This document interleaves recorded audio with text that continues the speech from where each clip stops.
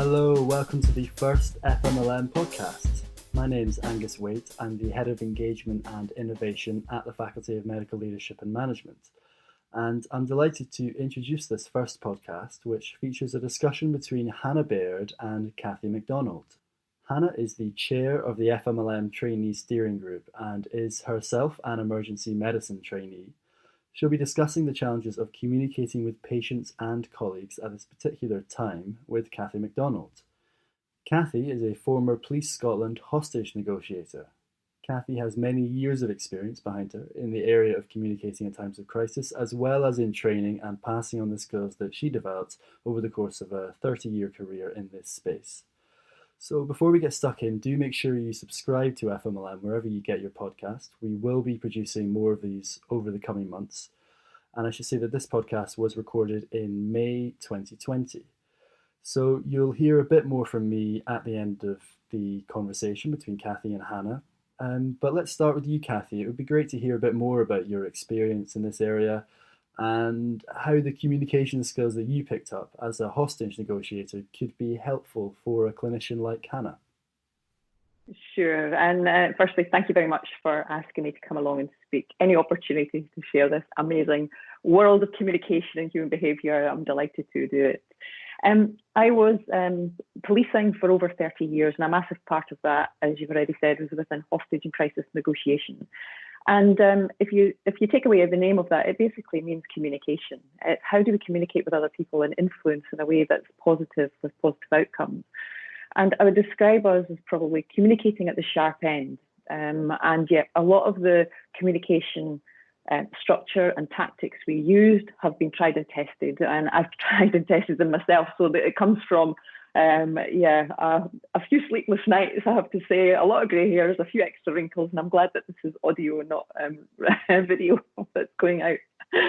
But on the serious side of it is that there's a whole load of stuff in there that is incredibly transferable to every walk of life. And if you think of it, communicating at the sharp end is an entirely valid title to call this for yourselves within the medical profession. And you've probably never been at a sharper end as a whole profession globally as you are now with Covid-19. So I guess there are so many elements that I could share with you about that may be able to help. And I'm very lucky to have worked quite a lot with your colleagues over the last few years prior to lockdown. So I have a little thought of what I'd like to share, but I think probably the best thing, I know time is tight, is that if I could take my lead from Hannah, she represents all of you more than I ever will. And if she basically can tell me what would be beneficial to know, then I'll angle what I share towards that. And that might be better than me just telling you what I think you want to know. How does that sound? Great, thank you, Cathy, and thank you again for inviting me onto this podcast. You've obviously got so much experience in this area. I think as a clinician at the moment, the communication challenges were not necessarily the things that we originally thought about. When all of this started, kicking off, I think the process things took over. So people were very, quick to think about how do we physically accommodate patients? How are we going to, manage this from a clinical standpoint? What can we learn? Because everything has been so new. Certainly from my perspective, communicating with patients within our teams and with relatives wasn't necessarily the thing that we planned, but actually has been, I personally feel, probably one of the biggest challenges. And everything that we are trained and all, we have huge amounts of communication training within medical school, and then, through our postgraduate training as well. And then huge amounts of, experiential learning from that as well. But all of that has kind of been thrown on its head because we spend so much time talking about, our facial expressions, our non-verbal communication, and then suddenly we're communicating with patients, but we have a physical barrier between us of PPE, and that is one particular challenge. So I'd be really interested in kind of talking maybe a little bit about that. Well, if we touch on that now, because if we end up with a list, we'll touch on some things and not. But I think the relevant thing to say here is that the teaching you've had about facial expressions and non-verbal communication is important, because if you think of it, the best communication you can get isn't just from what we say, but it's what we read in each other, from non-verbal cues, pace, pitch and tone, the environment, the context. And the best communication is when you're in a room with someone. You can pick up all the clues, you can pick up everything and the energy that it brings. Start peeling back any one of these layers, then your communication ability deteriorates. And what you're describing there is even if you're in the same room with someone, there's actually a barrier now that's preventing, and maybe is even quite fearful for some people to see the PPE gear and what that represents to them. So I think it's valid to say that you're going to need some extra little tactics to help get over that. Something that's helpful is if you can normalize, and what you have is the whole world on your side here, because COVID is a global thing. Everybody's having to adjust, so you can use that as an excuse. And then that allows people to see beyond the barrier. But you need to help them with that. So stock phrases that you might be able to use, and I'd be surprised if you're not already using them, is just, I know that I have a mask on, and I know this is quite, can be quite scary, but look beyond there. Luckily, when we smile, a real smile smiles in the eyes as well. And I know you'll have goggles and things on, but people will see that. But it's painting a picture and letting people know to see beyond that this is normal and it doesn't represent the fear that that they maybe feel. And being able to read someone else's reaction to you. If you think of it, Hannah, when you met a patient for the first time and you were in PPE gear, maybe their reaction is different than it would have been 3 or 4 days later when they're accustomed to the way that you look. And it's really helping somebody over that first hurdle and not letting the barriers represent what they fear the barriers could be. So normalizing a lot of things will actually be quite helpful to you. The other barriers, I guess, that you may have is that suddenly dealing with families, you're no longer going to be face to face with them in the ward beside the patient. You're going to have to deal with families by phone. I don't know if video conferencing is something you use for them, but by phone, you're not in the room, the energy's away, the visual's away, and all that you're left with is pace, pitch and tone of your voice. And therefore, that can add to the complication as well. So I guess in short, what I'm saying is your concerns are valid, but there are little tactics we can speak about that might be able to help. So I think that bit that you mentioned about family communication is probably the most challenging thing, certainly that I found in the recent weeks, in kind of 2 different aspects, really. So firstly, speaking to people that you have never met about quite serious conversations. We obviously are used to phoning family at home, but prior to COVID, there's always been quite limited information we've been able to give out, which is always in some ways kind of protecting us from needing to have those difficult conversations over the phone, because we've as much as possible asked patients to come in. And a lot of the time when we do telephone consultations or calls, it's to gather information rather than to disseminate information. And what we're finding now is that we are having to update families, but have really difficult and challenging conversations over the phone, often around resuscitation status and escalation of patients and whether they'd be suitable for intensive care. And then on occasion, breaking bad news over the phone. And it's something on a kind of personal level I've just found incredibly challenging. You tend to find that people react obviously in completely different ways. So you either get a huge amount of information and the patient's relatives is talking to you for kind of straight 10 minutes and you're trying to process everything, or actually they're very quiet and introverted and you're struggling to get much information and much dialogue going, which again creates the anxiety of, are they really understanding what I'm saying here? Mm-hmm. Okay, well, something I suppose is important to highlight. Emotion is a massive foundation of every communication exchange. And if you think of it, the way that you feel dictates so much. So emotion impacts on our desire or our ability to hear. So the higher our emotion, the less effective our hearing is going to be. It impacts on our pace, pitch and tone, on the words that we choose, our non-verbal language, the ability for us to think clearly. It's all influenced by emotion and where we are. So within our old world, we always paid attention to emotion first. That needs managed first. We used to have a phrase that just says, let them vent. Don't shut anybody up, just let them vent. And when they're venting, we listen intently, and we listen for three very key things. One is information, the stuff. Two is the emotion, so we can identify how they feel and the intensity of it. And three are the clues that tell you what's really important to that person. And the more emotional they are, the more clues they will throw out to you. If we have time, I can give you little examples of that. But the bottom line is, when somebody's emotional, if you can control your own emotion and listen intently, you'll get far more information within that emotional vent from them than if they were calm. And you would maybe actually save you the length of a phone call. Now, the important thing is, until that person is calm, there's nothing that you're going to be able to say that they will really take in and they'll absorb. So the first thing, my suggestion is manage the emotion of whatever you get at the end of the phone. There's something that I'd like to share. We're going to come right back to this, so I won't lose sight of it, but there's something I'd like to share with you. I used it for every negotiation. I still use it daily for self-management, for working with teams, and I share it as one of probably the most important things that we used within negotiation. And they're called core emotional concerns. And in the 80s and 90s, there were two psychologists attached to the Harvard negotiation project, Shapiro and Fisher. And they highlighted that there are 5 things that we require as human beings to be calm and balanced. And one of them is appreciation. So we need to feel valued for what we do by the people who we expect to acknowledge, the work that we're doing and what we're about. And you just have to think of a time where you felt undervalued at work.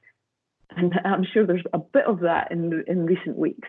And how you feel about it impacts on your emotion, and then that emotion impacts on your ability or your desire to communicate. And that's just one of them. And appreciation is one of them. Autonomy, freedom of choice, our decision making. We need to have a degree of that that fits with who I am, or who we all are individually.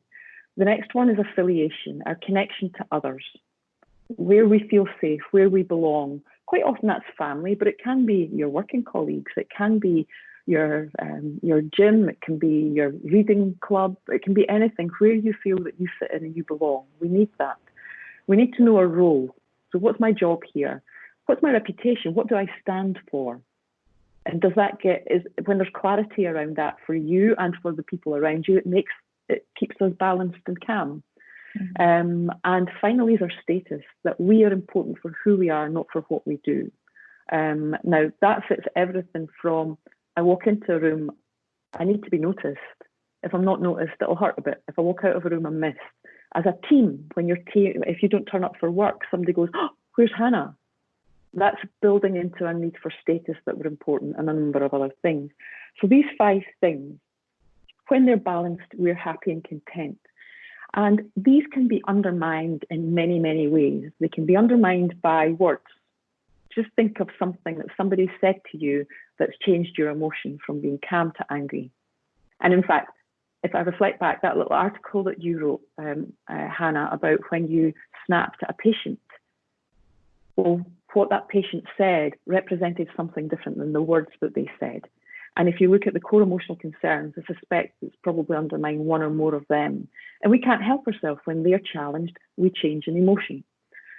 So in amongst all of that, if the words can change it, our own beliefs change it, actions can change it, then we've actually got a little formula there that can help us manage emotion. So when you're speaking to someone on the phone, you're breaking news to a family, and you mentioned there that people have different reactions to it. How can you try and fulfill most of these core emotional concerns with them? And I suspect the key ones will be out of control. They feel that they don't have a say, they feel stuck, they feel trapped within their house, they could feel as if they're a hostage themselves. So anything you can say word-wise that gives them a freedom of choice will help balance their emotion. And then you can speak about what you need to speak about. So if, for example, you phone a family or you phone somebody and they are suddenly extremely emotional, then the clues of that is within these 5. Now, there'll be other things going on there, but these 5 give you a quick, ready self-check. And it might be that you can say to them, well, firstly, I hear how much this has hurt. The phone is not a way that we would choose to break news like this, but you know and I know it's the only way we can, so we're both stuck in this situation. So connect yourself to them. You're both in this. It's not just you telling them, you're both in this and sharing something you're forced into. The next thing might be, I hear how upset you are. I hear that this is the worst news I could possibly have shared. Do you need a bit of time? How can I best help? Because we've got a lot more things we need to speak about.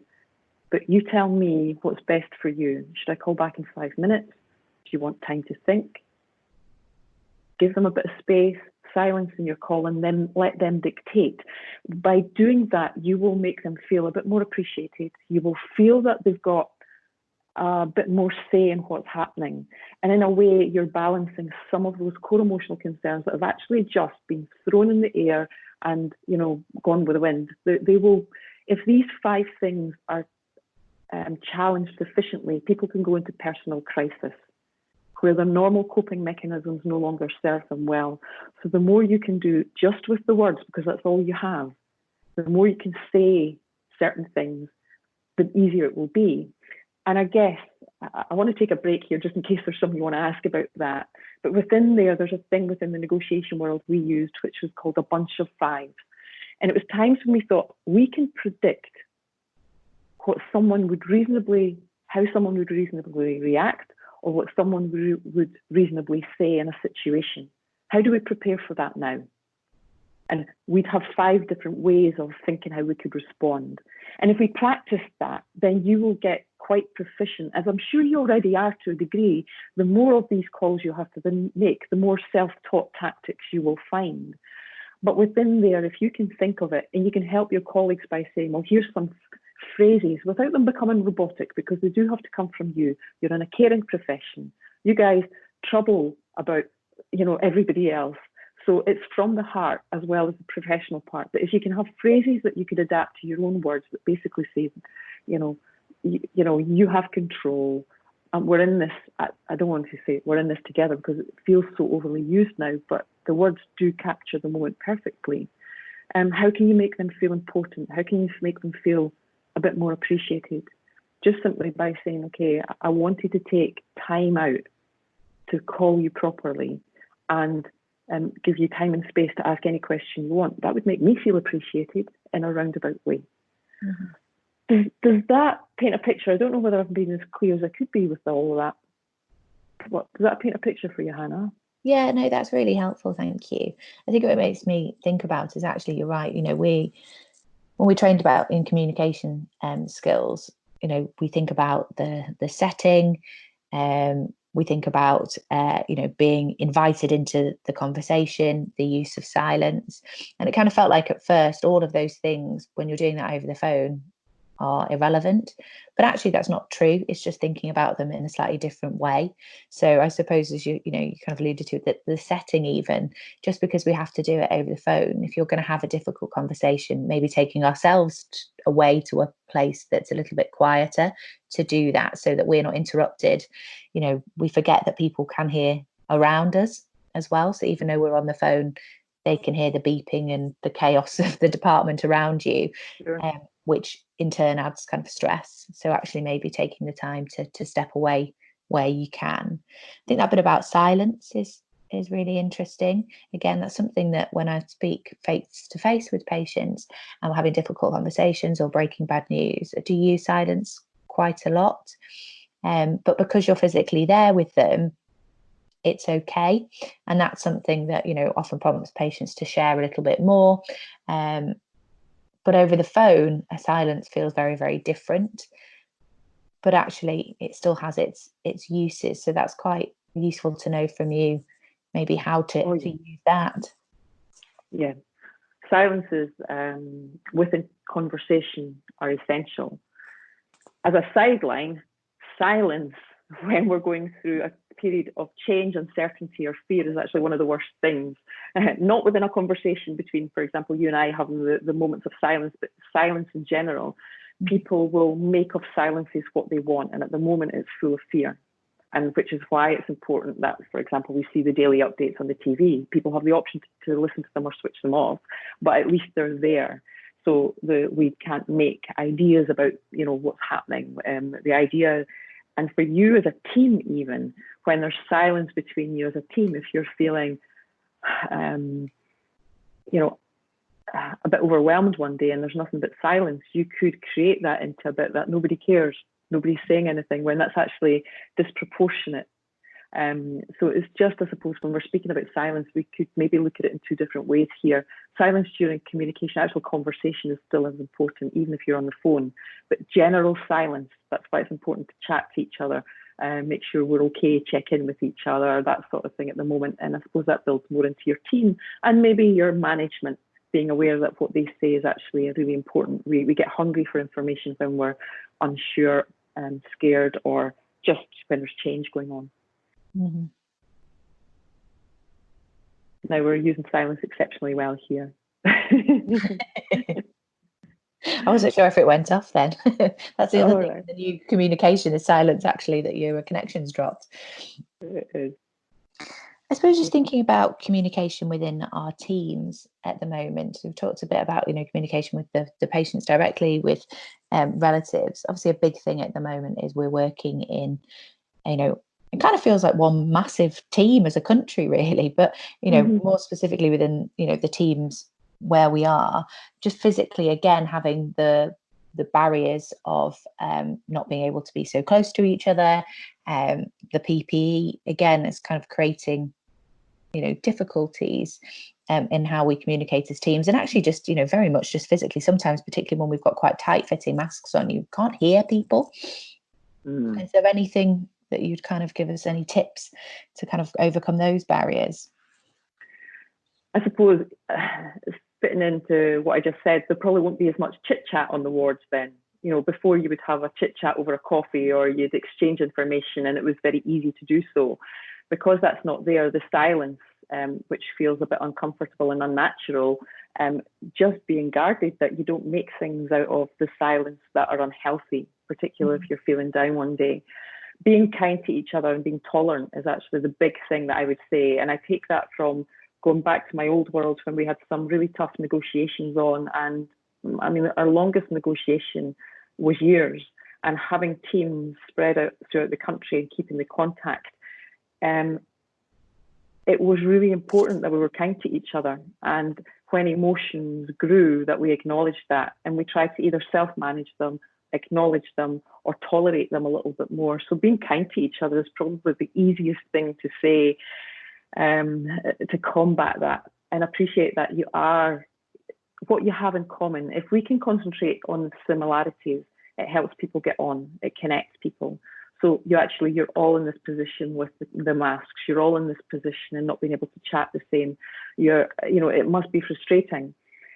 And within communication, an incredibly major frustration is not being heard, understood, or respected. Mm-hmm. Now think of any conversation you've had where you've walked away feeling that person didn't really listen to me. It's really frustrating, isn't it? Mm. When you're in a meeting and you've tried to say a point and it's not been taken on, and you leave that meeting and think, what was the point of speaking in that meeting? Nobody listened. It's infuriating. So being with your PPE gear, especially if you can't hear very well, your frustrations are going to build. You're going to have to try to learn to manage that emotion. And therefore, what are the solutions? There'll be people, there'll be creators within your team. There'll be creative people who suddenly have, right, we're writing it up on a board. Here's our 10 most common used phrases in the day, and you can just point at one rather than having to try and act it out and end up being a whose line is it anyway contestant. There'll be creativity in there that this difficulty brings. Is there anything like that already sparked off, Hannah?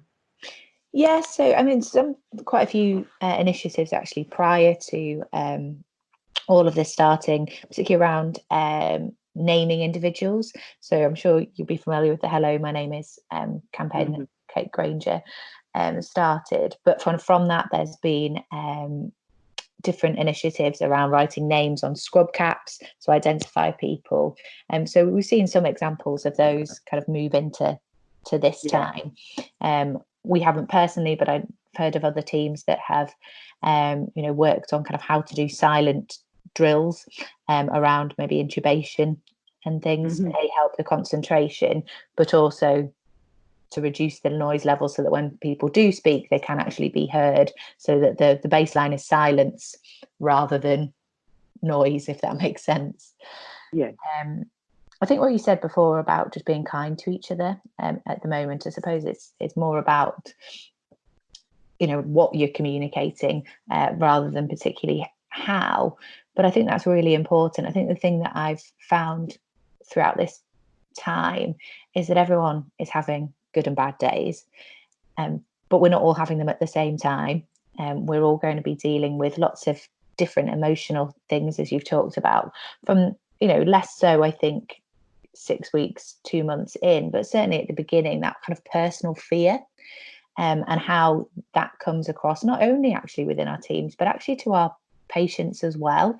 You know, at the beginning of this, you know, you were a little bit hesitant to get quite close to people that you knew were confirmed or suspected, and how that makes that individual feel is something to just be mindful of, in that, you know, that's a starter for your communication straight away. If you're entering a room and you've pinned yourself 2 meters away, then that's going to already kind of potentially close some discussion down.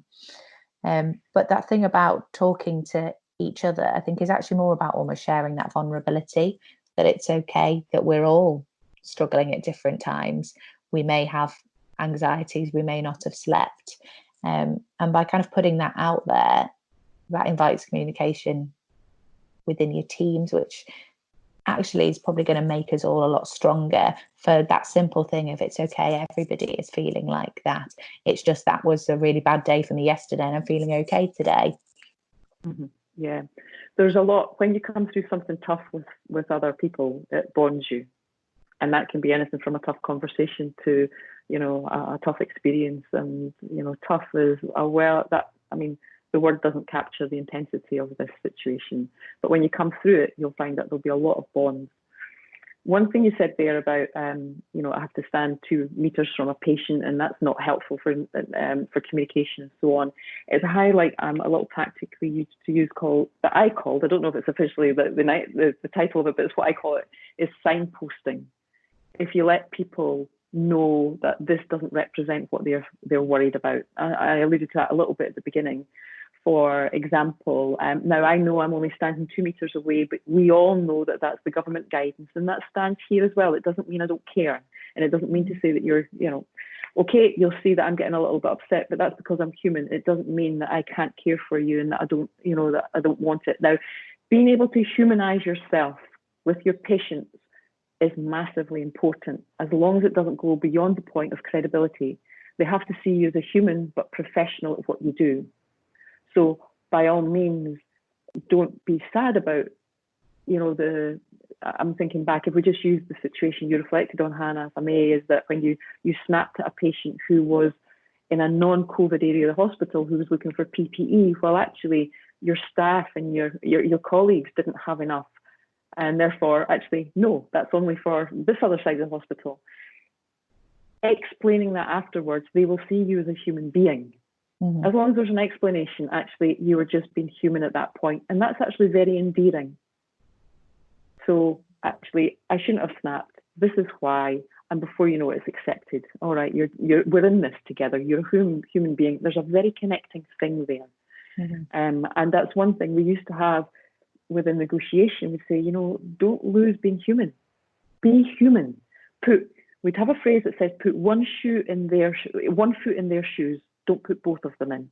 Just put one foot so you get an idea of their world and you can connect in some way. But don't go completely native, because you'll lose your credibility. You have to find that balance of being human but being professional. They have to have confidence in you. Okay. But being the emotional part, explain it away, signpost it. This is because this matters.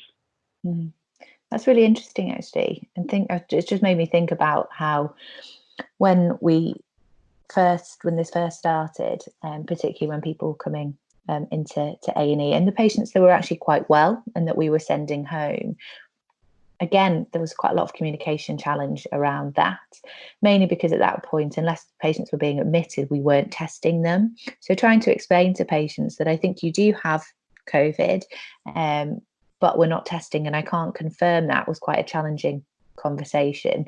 And also reassuring them that actually there isn't a huge amount that we can offer because, as we know now, and I think, people have accepted that, but there isn't any particular drug that we're giving. A lot of it is just reassurance and that people will be okay and will come through this. There are obviously certain things that when a patient presents, we're looking for. We're checking their oxygen levels. We're checking, that they haven't got a secondary bacterial infection. But the majority of people are absolutely fine. But they are understandably anxious. And I think one of the things that I found really helpful is just saying, we don't have any other information than you in terms of there isn't a secret drug that people are getting that you're just not getting, and just really trying to, I suppose, humanize it for people.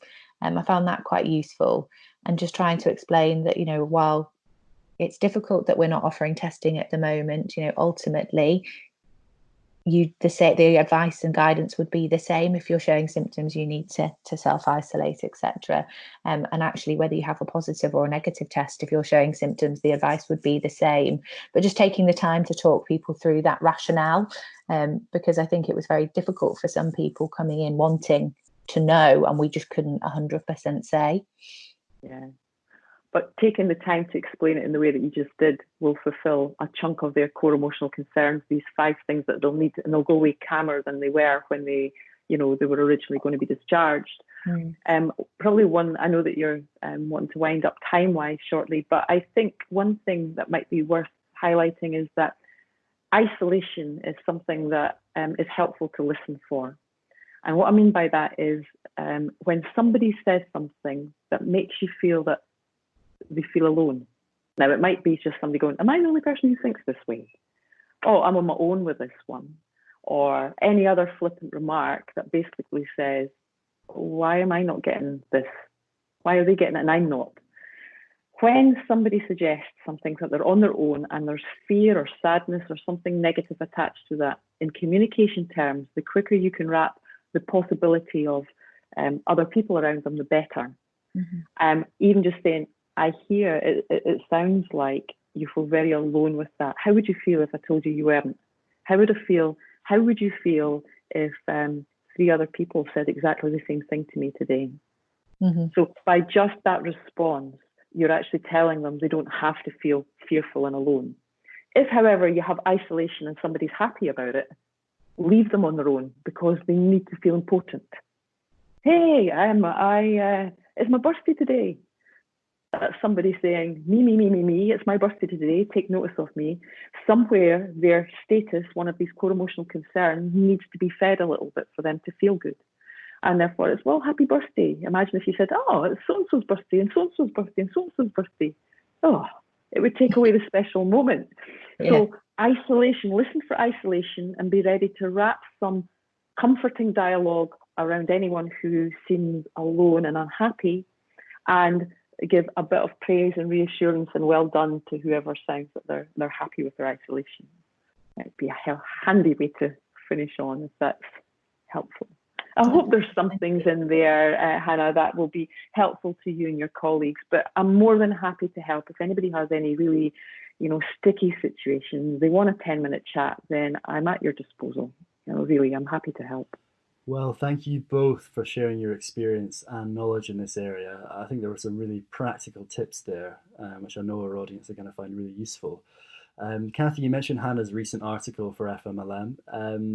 You can access that, anyone can access that from the FMLM website. It's called Trainee Leadership on the Front Line, well worth a read. If you want to read more about the kind of work that Cathy does, you can visit artofcommunication.co.uk. And if you are a trainee, do go to fmlm.ac.uk/trainee. There's a whole load of helpful resources there. Many of them have been produced by the FMLM Trainee Steering Group, so make sure you check them out.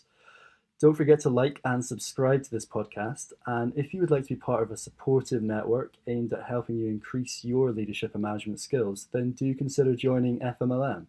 You can find more details about that at fmlm.ac.uk/join. So thank you for joining us. Stay well, and make sure you tune into our next podcast, which will be discussing complexity, and that will be available next week. Bye-bye.